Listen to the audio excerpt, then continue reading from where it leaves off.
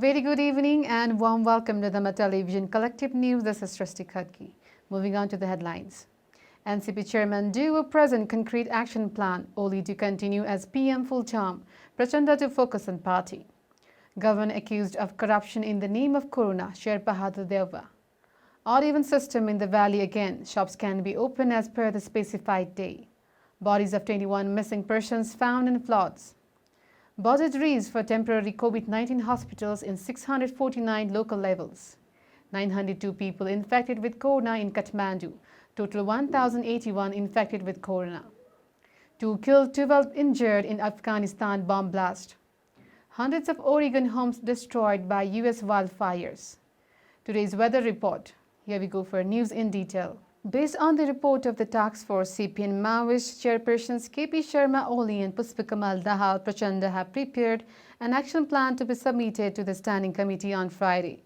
Oli and Dahal have prepared a proposal to submit to the Standing Committee based on the suggestions given by the task force formed under the convenership of General Secretary Vishnu Paudal for resolving the disputes within the party. The proposal states that, as mentioned earlier in the report of the task force, Oli will remain the Prime Minister during this tenure of the Parliament and he will be more focused on the work of the government. Similarly, it has been proposed for the other chairman to focus on the work of the party. In the 15-page proposal, it is mentioned that the work of party unity will be completed within the month of September. To complete the organizational integration of Central Commissions, Central Advisory Council, Senior Communist Forum, Politburo, Central Departments, State and local level committees and other organizations, as well as integration of assets and records. Similarly, it is mentioned that the General Convention of the party's unity will be held on Chaitra 25th to 30 as per the earlier scheduled time. In the same proposal, it is mentioned that the MCC will be passed by the Parliament with necessary amendments after further discussion of the party as suggested by the task force. The action plan states that the Council of Ministers should be restructured and political appointments should be made in a way that maintains balance in terms of merit, capacity, integrity, continuity, contribution and national vision. A meeting of the Secretariat earlier had given the responsibility to the chairpersons to bring a concrete proposal for implementation based on the suggestions given by the task force.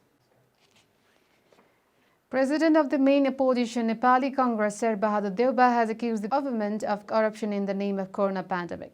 Speaking at the virtual introduction program organized by the Congress Central Office on the occasion of BP's birth anniversary on Wednesday, Deuba accused the government of not extending the scope of PCR testing and not making adequate isolations despite the increase in corona infection. Deuba also said that government had not acted as suggested by them in the prevention and control of corona. Similarly, Deuba clarified that dispute within the party was not present today and would not allow the leaders to leave the party like in the past. Deuba said that he was ready to hold a fair general convention.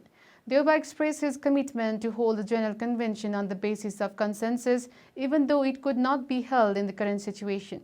Due to corona pandemic, Congress has virtually celebrated 107th birth anniversary of Bibi Corella this year. Government has decided to relax the ban in the Kathmandu Valley. Chief District Officers of Kathmandu, Bhaktapur and Lalitpur have received new orders after discussions with Home Ministry officials. The last extension of the complete ban imposed in the Kathmandu Valley from midnight on August 19 is coming to an end at midnight on Wednesday.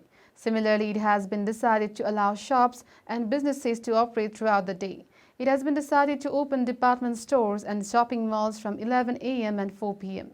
Public vehicles with a capacity of more than 16 seats will be allowed to operate. In the case of hired taxis, it will be possible to operate up to 3 persons, including the driver, and up to 2 persons under the age of 5 of the same family. Private vehicles can be operated by following health standards. Clothing and footwear stores will also open.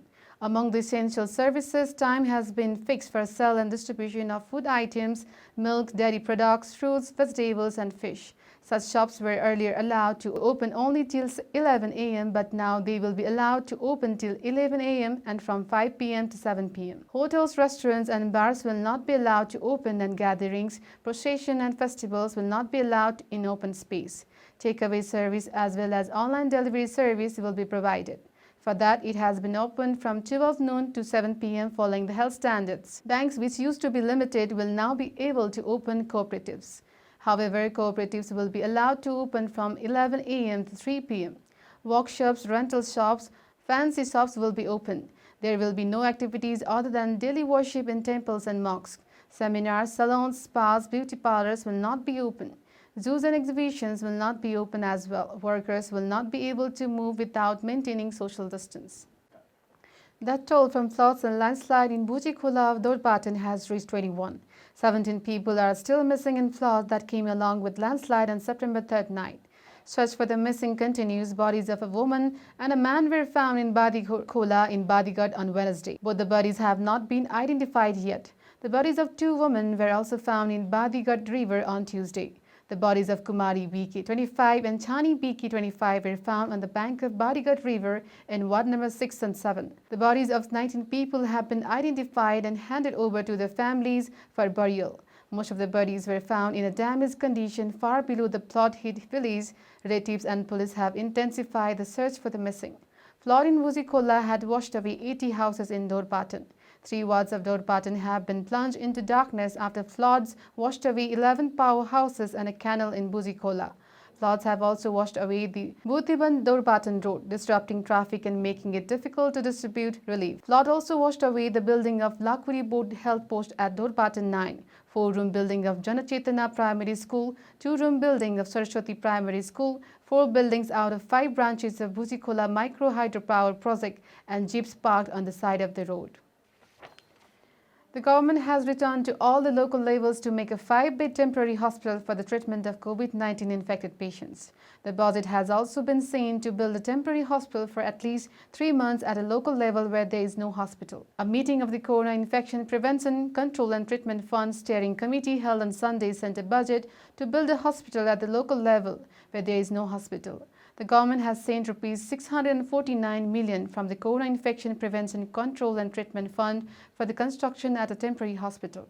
According to the Ministry of Health and Population, the fund has sent a budget for the construction of 649 local-level hospitals which have not received the services of any government hospital. 119 local levels in Province 1, 123 in Province 2, 103 in Bagmati, 70 in Gandaki, 92 in Province 5, 66 in Karnali and 76 in Far Western Province don't have hospitals. A budget of Rs 10 lakh each has been released for the construction of temporary hospitals at all the local levels. Another 1,081 people in Nepal have been confirmed to have corona infection on Wednesday. According to Dr. Jageshwar Gautam, spokesperson of the Ministry of Health, corona has been confirmed in 1,081 people during the tests conducted in different parts of the country. A total of 464 corona infections have been reported in Kathmandu Valley on Wednesday.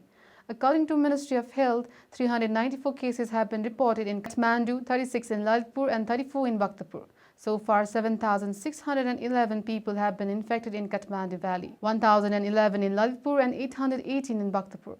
Along with this, the number of corona infection in Nepal has reached 49,219. Currently, the number of active infected people is 15,025. On Wednesday, 918 people were discharged and 33,881 people have been discharged so far after recovering from the corona infection, said Gautam. Similarly, 6 more people have died due to corona. At the same time, the number of deaths due to corona in Nepal has reached 311, according to the ministry. Currently, there are 5,480 people in quarantine. Bomb blast near Afghan capital Kabul has killed at least 40 people. A suicide bomber struck shortly after noon in the capital Kabul, targeting Vice President Amarullah Saleh, said police. At least 2 people were killed and 12 others were injured in the blast, said officials. Citing sources, Pajok news agency said that nothing has happened to Vice President Saleh physically. It is reported that the son of Vice President Saleh informed that nothing happened as his father was a little deceived. The bomber struck shortly after noon in front of a crowd of 2,000 people. According to Ibad Saleh, the Vice President's son, the bomber struck shortly after 7:30 a.m. local time on Wednesday, said police. Police immediately rushed to the spot. No one has yet claimed responsibility for the incident and an investigation has been launched as per the police. Hundreds of homes have been lost to massive and unprecedented Oregon wildfires, with a potentially historic number of fatalities feared in the northwestern U.S. state, Governor Kate Brown said on Wednesday. More than 300,000 acres are burning across Oregon, including 35 major wildfires, with at least 5 towns substantially destroyed and mass evacuation taking place. This could be the greatest loss of human lives and property due to wildfire in state's history. Along with neighboring California and Washington states, Oregon has been scrambling to contain rapidly spreading wildfires since the weekend due to unprecedented heat waves followed by the intense dry wind. Weather conditions had not improved, threatening more towns and cities and helping to ignite new fires. Dry vegetation has increased the risk of further unprecedented spread with significant damage and devastating consequences across the entire state already suffered in the past 24 hours. Neighboring California has already seen 2.5 million acres burned, an annual record with almost 4 months of the year remaining with 8 death report. Meteorological Department has stated that current low pressure line of the monsoon is above average and south of Nepal. Department has informed that there is light to moderate rain in some places across the country. According to the division, there is a possibility of light to moderate rain with thunder and lightning in some places in the afternoon. There is a possibility of heavy rain in 1 or 2 places of Province 1, Bagmati Province, Gandaki Province and Province 5. At night, there is a possibility of light to moderate rain with thunder and lightning in some places. Similarly, there is a possibility of heavy rain in 1 or 2 places of Province 1, Province 2, Bagmati Province, Gandaki Province and Province 5. This is all for now. We'll be back with more news and updates. Till then, keep watching Dharma Television. May all the sentient beings be at peace. Stay safe.